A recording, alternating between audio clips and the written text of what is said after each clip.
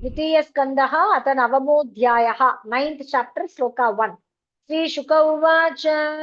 श्रीशुक उवाच श्रीशुक उवाच आत्ममायावृते राजन् परस्यानुभवात्मनः आत्ममायामृते राजन् परस्यानुभवात्मनः आत्ममायामृते राजन् परस्यानुभवात्मनः न घटेतार्थसम्बन्धः स्वप्नद्रष्टुरिवाञ्जसा न घटेतार्थसम्बन्धः स्वप्नद्रष्टुरिवाञ्जसा न घटेतार्थसम्बन्धः स्वप्नद्रष्टुरिवाञ्जसा श्रीशुक उवाच आत्ममायामृते राजन् परस्यानुभवात्मनः न घटेतार्थसम्बन्धः स्वप्नद्रष्टुरिवाञ्जसा बहुरूप इव भाति मायया बहुरूपया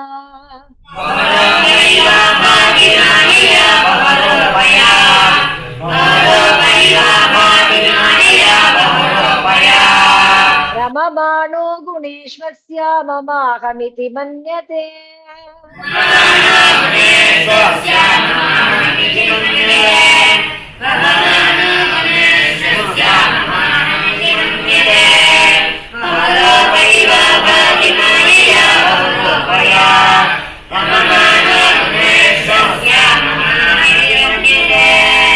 यर्हि वाहमहिन्निस्मे परस्मिन् कालमाययोः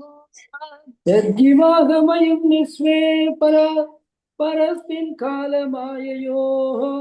यद्गिवाहमयं निस्वे परस्मिन् कालमाययोः रमेत कथसम्मोहः त्यक्त्वोदास्ते तदोभयम् रमेण गजसम्मोगः त्यक्त्वोदास्ते तदोभयौ रमेत गजमस्मोहः त्यक्त्वोदास्ते तदोभयम् यर्गिवाहमयं निस्वे परस्मिन् कालमाययोः रमेण गजसम्मोगः त्यक्त्वोदास्ते तदोभयौ आत्मतत्त्वविशुद्ध्यर्थं यदाह भगवानृतम्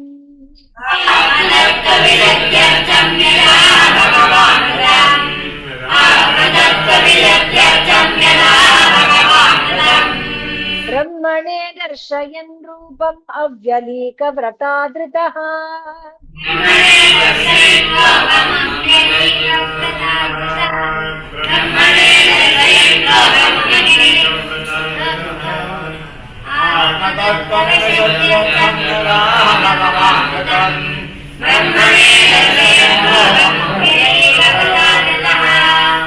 स आदिदेवो जगतां परो गुरुः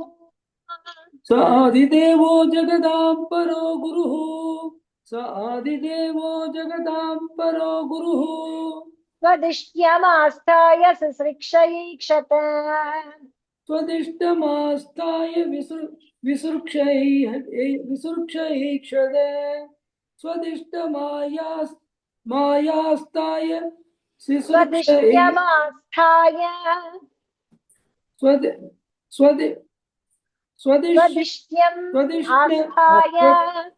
स्वदिष्ट्यमास्थाय स्वदिष्टमास्ताय ससृक्षैक्षत सिसृक्षैक्षद स्वदिष्ण्यमास्ताय सिसृक्षैक्षद तां नाद्य गच्छदृशमत्र सम्मताम् तां नात्य गच्छदृशमन्त्रसम्मताम् तां नात्य गच्छदृशमन्त्रसम्पदाम् प्रपञ्च निर्माण विधिर्यया भवेत् प्रपंच निर्माण विदिर्यया भवेत् प्रपंच निर्माण विदिर्यया भवेत् स आदिदेवो जगदां परो गुरुः स्वदिष्ण्यमास्ताय सिसृक्षैक्षद तां नात्य गच्छदृशमन्त्रसम्पदाम् प्रपंच निर्माण विदिर्यया भवेत् स चिन्तयन् द्वयक्षरमेकदाम्बसी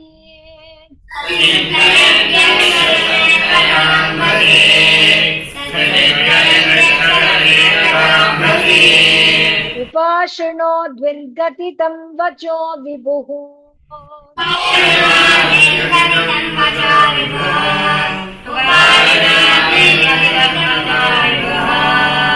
स्पर्शेषु यत् षोडशमेकविंशम्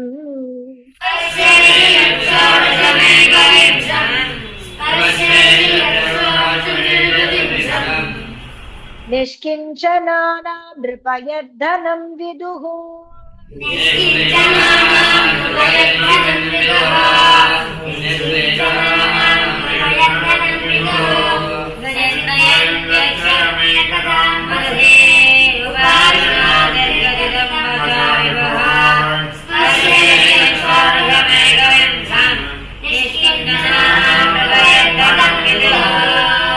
निशम्य तद्वक्त्रदिदृक्षया दिशो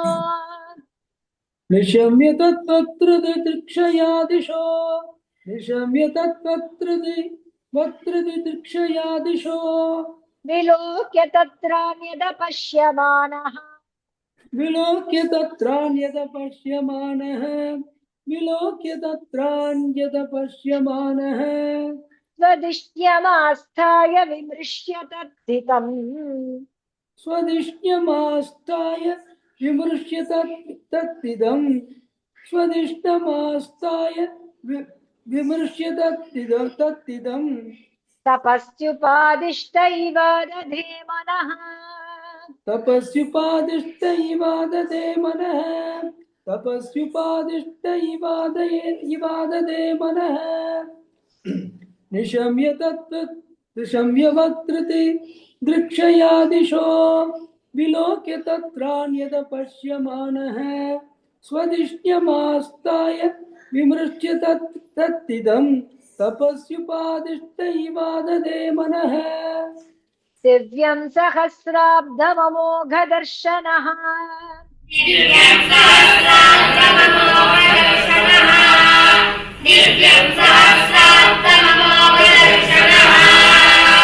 चितानिलात्मा विचितो भयेन्द्रियः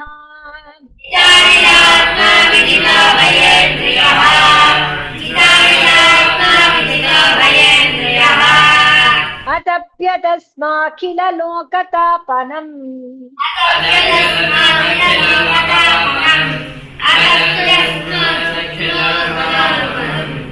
तपस्तपीयान् तपतां समाहितः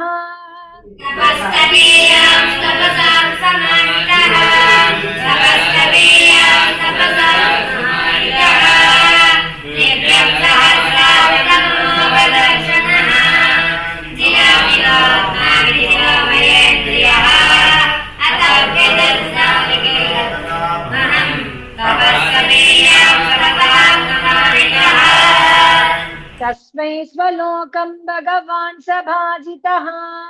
तस्मै स्वलोकं भगवान् सभाजितः तस्मै स्वलोकं भगवान् सभाजितः सन्दर्शयामास परं न यत्परम् संदर्शयामास परं न यत्परम् संदर्शयामास परं न यत्परम् व्यपेत संक्लेश विमोह साध्वसम् व्यपेद संक्लेश विमोह सात्वसम् व्यपेद संक्लेश विमोह सात्वसम् स्वदृष्टवद्भिर्विबुधैरभिष्टुतम्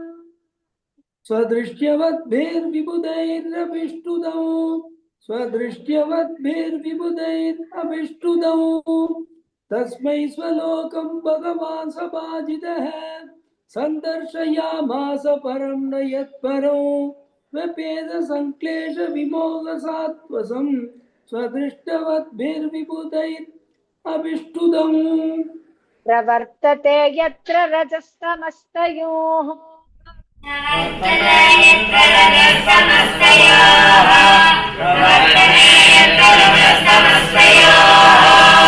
सत्त्वं च मिश्रं न च कालविक्रमः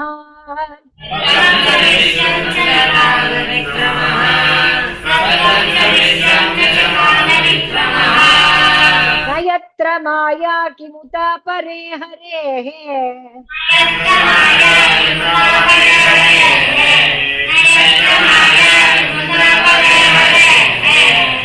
अनुव्रता यत्र सुरासुरार्चिताः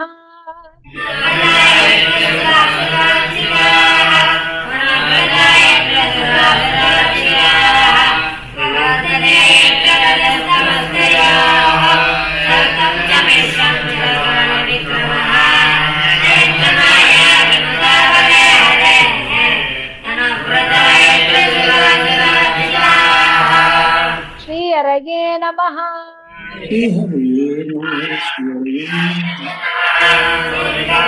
जीवन स्मरणं गोविंद